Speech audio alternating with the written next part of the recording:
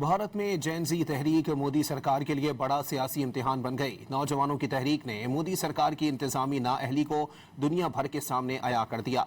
बरतानवी नशरियाती इदारे के मुताबिक पेपर लीक्स और इम्तिहानी बद इंतजामी ने बीजेपी की कमज़ोर हुकूमती गिरफ्त को नुमाया कर दिया। तवील हुक्मरानी के बावजूद मोदी हुकूमत अवामी मसाइल हल नहीं कर सकी। भारतीय सहाफ़ी नेहा पूनिया का कहना है कि मोदी हुकूमत में 152 पर्चे लीक होने से 7.5 करोड़ तलबा शदीद मुतासिर हुए हैं। अल जज़ीरा के मुताबिक बीजेपी का 12 साला सोशल मीडिया कंट्रोल अब मोदी मुखालिफ नौजवानों की आवाज़ में बदल रहा है। मोदी नवाज मीडिया में नज़रअंदाज किए जाने पर नौजवानों ने सोशल मीडिया प्लेटफॉर्म्स का रुख कर लिया।